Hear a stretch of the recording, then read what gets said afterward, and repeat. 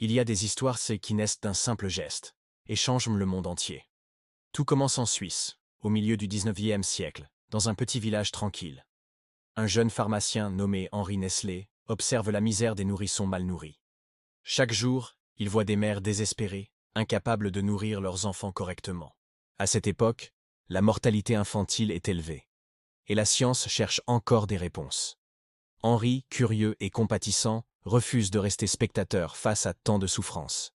Il passe des nuits entières dans son atelier, entouré de fioles et de notes manuscrites. Son rêve: créer un aliment sûr, nourrissant, capable de sauver les bébés fragiles. Après de longues recherches, il met au point une farine lactée révolutionnaire. Ce mélange de lait de vache, de farine et de sucre change la donne. Les médecins sont intrigués, les mères sceptiques, mais les résultats parlent d'eux-mêmes. Un premier nourrisson, condamné par la malnutrition, reprend vie grâce à la formule d'Henri. La nouvelle se répand comme une flamme bienveillante à travers les villages suisses. Le nom Nestlé, signifiant petit nid, devient symbole de soins, chaleur et protection.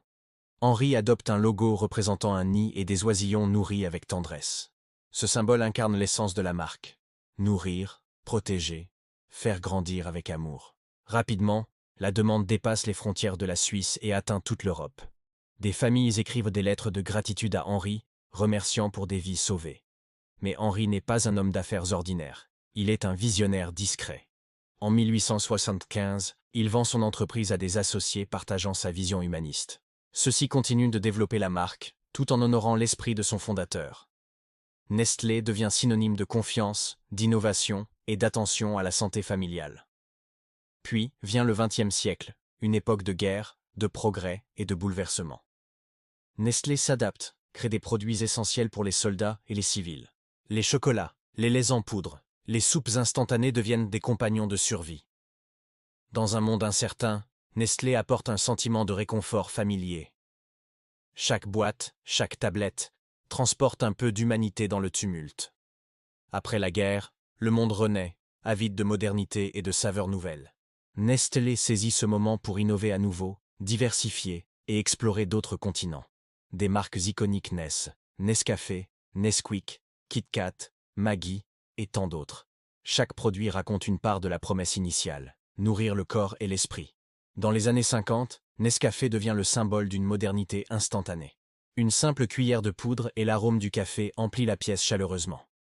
Les travailleurs, les artistes, les rêveurs, tous trouvent une pause dans cette tasse. Nestlé ne vend plus seulement de la nourriture, mais une émotion, un instant de vie.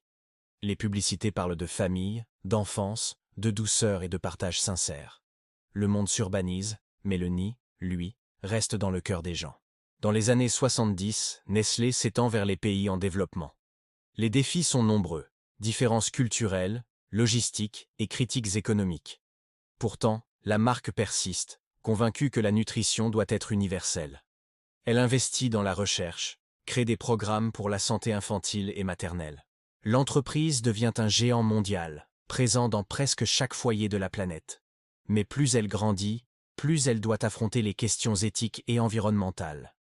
Les débats sur le lait maternisé ou l'exploitation des ressources la mettent à l'épreuve. Nestlé apprend, s'adapte, écoute et tente de concilier croissance et responsabilité.